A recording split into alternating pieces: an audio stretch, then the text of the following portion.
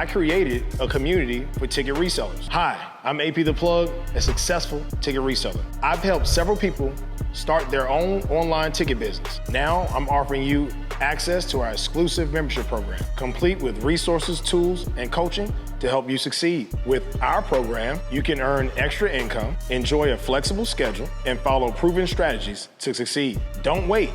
Click the link below to get started today and transform your financial future. A couple days ago, we were hit with a bombshell that Diddy was arrested in New York by federal authorities. He is still currently behind bars facing charges on trafficking, sexual assault, and a litany of other charges. In your expert opinion, what do you think about that situation, and what do you think the end result is going to turn out to be when it comes to Sean Combs as we stand right now? Well, let's say this. Let's separate what's going on from Mr. Combs, P. Diddy. You've all heard of Miranda rights. You have a right to remain silent, anything you say, etc., etc. Miranda was not a nice guy, but these rights that everybody has a vested interest in protecting were enumerated and articulated through Miranda. Now, what I'm talking about is separate and apart from P. Diddy. Over the last 50 years, I done a lot of trial work. I was a criminal defense lawyer, and starting more than 40-some years ago, I started getting clients who had federal cases, and we'd have to go to trial with the feds. I represented a lot of pimps and prostitutes 40-some years ago. And there's West Memphis, Arkansas, really close to Memphis, Tennessee, right across the bridge. And down here in Mississippi, there's what's been glamorized as P Valley in the series. And I would have pimps transporting dancers and prostitutes across the state lines. So we'd get RICO, not RICO, but Mann Act charges against them. The Mann Act was designed to catch Jack Johnson, a black heavyweight champion of the world before World War I that could not be defeated by any great white hope. Jack Johnson had a white wife, and she had some friend girls that would travel around with her, and particularly in the South, a lot of white people found that very offensive. So they set up the FBI, the Federal Bureau of Investigation, to develop a proposed law that became known as the Mann Act, and that was designed to get Jack Johnson. Now understand, this was this man's lawful wife, but he was riding on a train across a corner of Georgia, let's say, on the way to a seaport and on the way to Europe. And because they weren't armed at the time, the FBI was accompanied by local law enforcement officers. And in Georgia, let's just say that 100 some years ago, they did not recognize interracial marriage. So Jack Johnson was arrested for transporting a woman, his wife, across interstate lines for illicit purposes. So there is no money necessity involved in this, but it is known as the Mann Act. I'm looking at the 14-page indictment right now, and it doesn't say Mann Act anywhere in there, where usually it would. It mentions the federal code section. I'm looking at the rest of the 14 pages, and I find it absolutely extraordinary because there are only 3 counts to this indictment. And ordinarily, in my experience, an indictment like this would read, between the dates of 2009 up until the return of the indictment, the defendant did unlawfully transport females across state lines for illicit purposes, and they leave it at that. you would be guessing what they were talking about. You'd have to file motions to get a more particular statement, and the feds would fight like hell to keep you from finding out the details so they could try you by ambush. For these 3 counts in the indictment, they went over and over a lot of things. Like, for example, each particular phase of this thing, they keep repeating all of the defendant's aliases. Their standard procedure is in the very first paragraph. The defendant, in this case, and they list his aliases hereinafter known as the defendant, referred to as the defendant, and they would just say defendant in each count where that was necessary instead of repeating all of this. 2,000 bottles of lubricant oil. What in the devil is that? That has no business in the indictment. You have other things in here. The IV, where the performers were given IV infusions to keep their energy up, I guess, because these things have gone on so long. Now, let's translate what they're talking about. They're talking about an accusation that they never did say, but it's inferred that Diddy was pimping an orgy that lasted a while, and he did this on a routine basis, and there were guests that they referred to in the indictment as numerous witnesses, and these guests were coming to a mansion where there were various sex acts going on in various parts of the mansion for purposes of inspiration. And the guests could join in or be inspired by what they were seeing. They even mentioned in here, which was just the scandalous superfluous in this indictment, that Diddy was masturbating during the course of some of these proceedings, which would that's surplus language. That's just trying to inflame. They referred to this thing where we saw on video him running out of the hotel room with a towel without giving any of the background behind it and assaulting this woman. And they referred to it, and that's for inflammatory purposes because that's just part of the pimp game. By the way, anybody's talking about, yeah, man, I'm pimping, man, you know. That's what it's about. It's a filthy game. I represented enough pimps to know what the game is. It's been a long time ago, but it's been the same since time immemorial. They do call prostitution the world's second oldest profession, and whatever the first oldest one was, whoever was doing whatever that was to earn the money to pay for the services of the second oldest profession. So it's been going on for a long time. It's nothing new. And what I'm picking up on is that Diddy is being alleged to have conducted these sex shows, and he invited guests who had the use of his mansions to be involved in an orgy as they saw fit. He also is alleged to have recorded this, and that's where we get to what we're looking at. Somebody important is being or was recorded on these devices, and somebody is being protected. Now, I noticed that Diddy, through his lawyer, has been in continuous contact with the feds for quite a few months. Back in March, he surrendered his passport.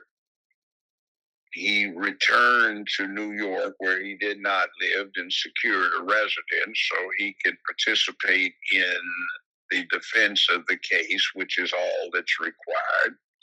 He was supposed to have been apprised of when the indictment would be unsealed, and he would be required to report with his lawyer and surrender himself after making bond arrangements. And there was supposed to have been a discussion on how much the feds were going to recommend the bond be set at. They ambushed him and arrested him in a shopping center with some of his kinfolk, and now they want him kept incognito. Not incognito, incommunicado, so he cannot talk to anyone. That's what the feds have been doing, and most recently involving these mortgage fraud situations, so that parties who could blow the whistle on other parties were not able to communicate with anyone, even their lawyers, but say once a week, so they could not tell what they knew. And that's what we have here. It is unusual for Homeland Security to be involved in these things, and there are some references in here that the offenses had an international impact, which brings in Homeland Security instead of leaving this up to the FBI, which is for domestic matters, ordinarily of this type of thing. And remember, the FBI was set up to go get Jack Johnson so they could set up and prosecute under what became the Mann Act. So this is the FBI's bailiwick. They were only present during the service of the search warrants. They weren't the primary parties. What that indicates to me, in my experience, is that somebody in the FBI was not deemed trustworthy and might give confidential information to somebody outside, which they didn't want, so they brought in Homeland Security. This is not ordinarily the type of thing that Homeland Security deals with. So you'll notice, too, that 2 of his mansions were searched. One was in California, fine. One was in Florida. The peculiar thing about the one in Florida is that on the same lot, Diddy had a second mansion, which was not searched. And what they seem to have gotten is a lot of recordings that they confiscated. Now, you might say that's evidence in the case, but the point of the exercise is that even though quite a few people are mentioned indirectly, only one person got indicted. In the federal practice is usually when you have months to investigate something, they indict everybody and they mention everybody, even if they are listed as an unindicted co-actor. They did not do that in this case, which is indicative of them trying to hide somebody's identity and protect some people. The other point is from what you can determine, most of this happened in Florida or California. Why no indictments returned there? And why did they pick New York? What they seem to have done is, considering the totality of the circumstances and the U.S. attorney involved, is they picked New York because it was particularly hostile to Donald Trump and particularly favorable to protecting anybody who is against Trump. So we're kind of put on clue as to who the rest of these unmentioned witnesses, meaning attendees at these events, happen to be. The other point I find interesting is they made a big to-do during the bond review situation that they had yesterday with the fact that he had 3 disassembled carbines and some loaded magazines. Now, everybody and his mama has stuff like that in Florida since it's a constitutional carry and gun-friendly state. In New York, there are a bunch of little freaks who get, oh my God, he's got a gun. And even though there were some federal crimes involved with altered serial numbers on the 3 receiver groups, which is against the law, I think they picked New York so they could use the fact that he had 3 weapons, which, hell, everybody on my block has got 10 times more than that, as something condemning and touching on or giving semblance to some justification. justification for not setting a bond or even allowing a bond. Now, they're going to go in front of a federal court today, I imagine. And if not, they'll probably go trot down to D.C., which is not that far from New York, and seek one of the appellate judges on the Second Circuit Court of Appeals to set a bond. They can pick anyone they want. The government can come back and demand a bigger hearing, and they'd probably have a 3-member panel that would be selected at random. But in any event, something stinks to high heavens with this whole case. Now, with that said, I'll pass the mic. Yeah, no, that's some great information. Over the last few months, people have kind of been leaving little comments and saying little things, like that. The next thing I'll ask you is, what do you see being the outcome of this case? And it looks like Diddy's going to be the fall guy. Do you see him getting bond, and do you see him being convicted? Well, if they can prove their allegations, remember there are only 3 counts. And basically what they're accusing him of is pimping and procuring. And one count that deals with the after effects of doing what pimps do to ply their business. And an inference that somehow or another this is organized crime, which is not the intent of RICO. By the way, they don't use the word RICO in the indictment, which ordinarily they would. And RICO is 54 years old. It was passed in 1970, and it was to deal with John Gotti type situation, gangsters, drug cartels, and that kind of situations. You see it being used or bastardized in Georgia to go after a teachers group, former president of the United States for engaging in political activity, and for proceeding against a rap group for having some disagreeable lyrics. So it's being corrupted. It's racketeering influenced, organized crime is what the thing stands for. RICO. Racketeering or influenced criminal organizations. And they are pushing it for political purposes. And the last time they did this was about 10, 11 years ago, when they had a series of prosecutions that were initiated on state levels for mortgage fraud, mortgage foreclosure fraud. You got some people who had something that would have contributed evidence-wise in sustaining these allegations of foreclosure fraud. They got locked up and charged peripherally for remotely associated things. And interestingly, what the feds did is they used Homeland Security to get them locked incommunicado so they couldn't communicate with anybody.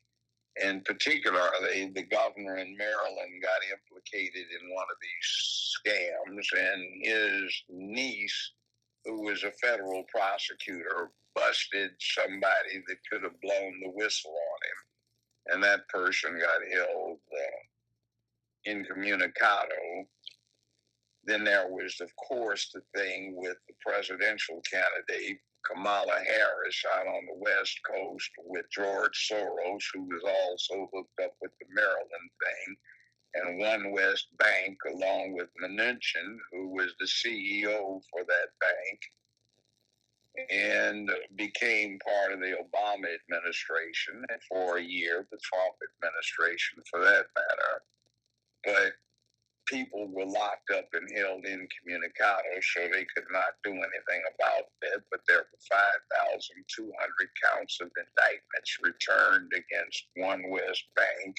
And Mnuchin, that Kamala Harris, when she got elected as Attorney General for California, consolidated dismissed, and then a few weeks later, Soros sold One West Bank for, I think it was $3.42 billion, made a tidy profit off of it.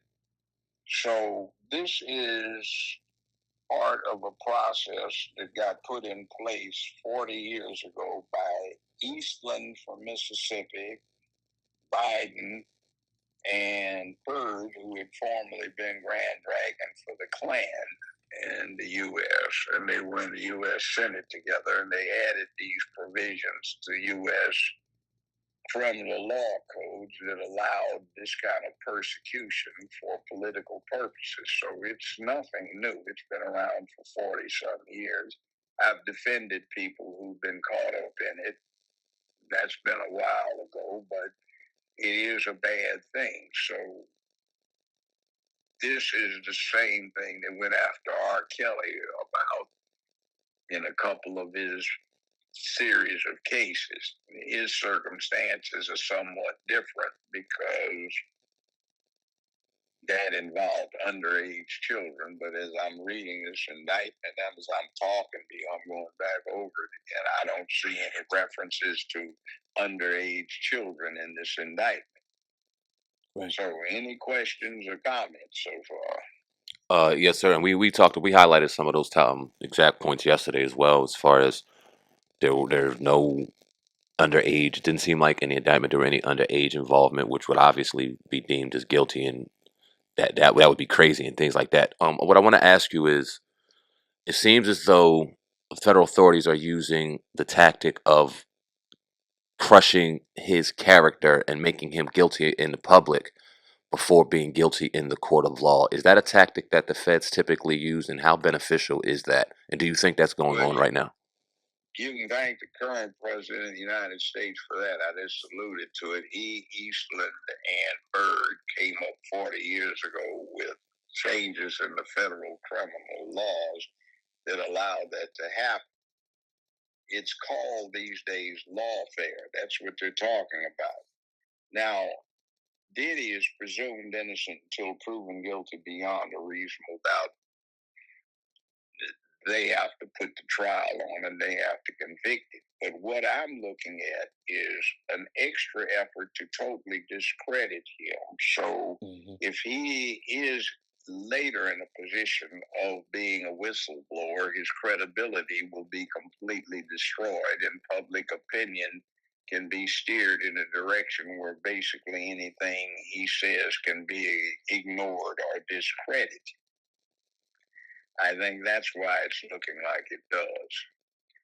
As I look at it and read the indictments, it's nothing that I haven't run into before, representing a lot of pimps, prostitutes, and dancers. And it's just pimping and procuring. That's what they're talking about. And in this case, the purpose was to set up some freak parties, freak shows, orgies, where performances were being professionally put on in various places in a mansion while the rest of the folk could get their freak on. That's what you're looking at here. Right. Now there's another aspect of it as well where they are accusing him of forcefully, making men and women do sexual acts that they did not want to do.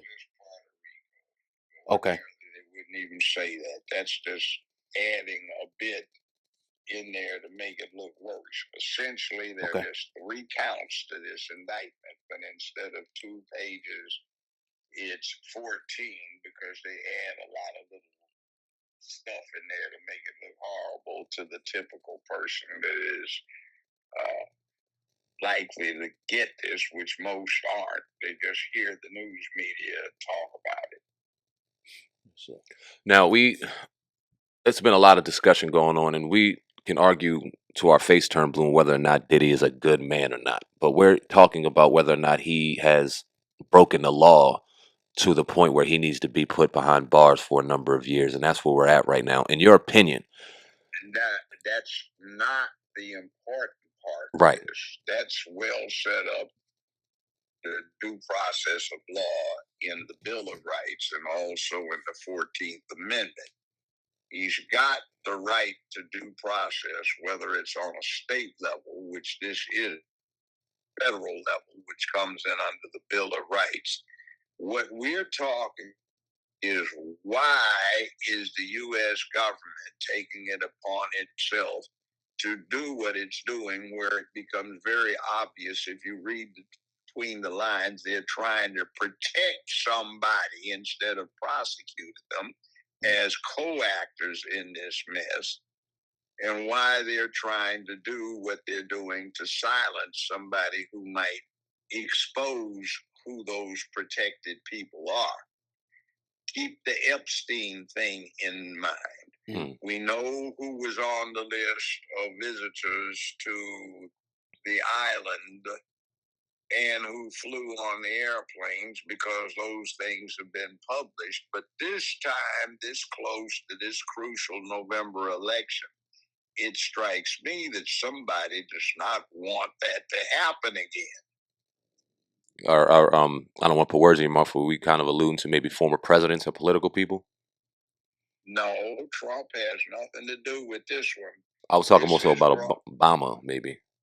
No, Okay. this is Mrs. Imhoff is married to a big-time Hollywood lawyer. Prior to 2014, when she married him, this big-time Jewish Hollywood lawyer who has a lot of clients in the communications industry, they were all on Kamala Harris's behind about her little goings on. It stopped suddenly in 2014 when she married somebody who had a Hollywood inside. And you have to understand, who is this that's likely to be going to these parties, and who is it involved? It is an entertainer. Is there some kind of implication that would influence that person's campaign? And we already know what kind of freak she has already been. We look at Willie and Montel, and when she was in Howard, and some other things going on out there in California that are a bit wild. So this, remember, has been going on allegedly since 2009.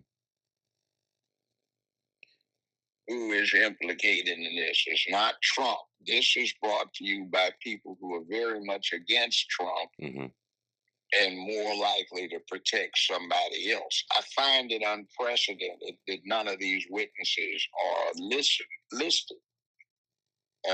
with the rest of the detail, which is not surprising in a federal case, since they try to obscure their witnesses.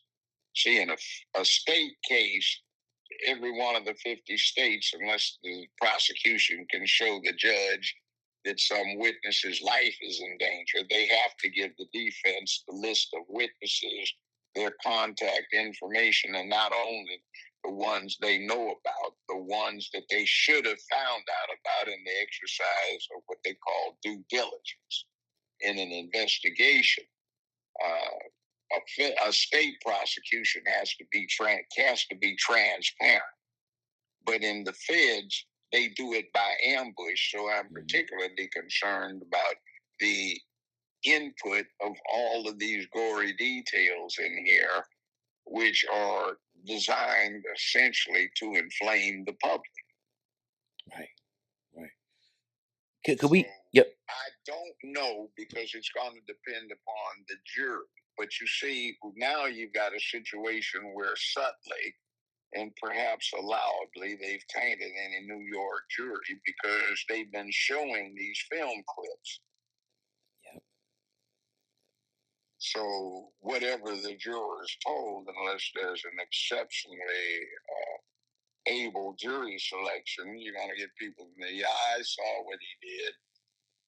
And you can hear it on some of social media. We had an egg space, Dana and I, the real Dana and I, did last night. And there were some people that called in, they didn't care what the law was. He needed to go to jail because of the horrible things he did. But you see, that's not American law. Right. See a lot of that right now. Yeah.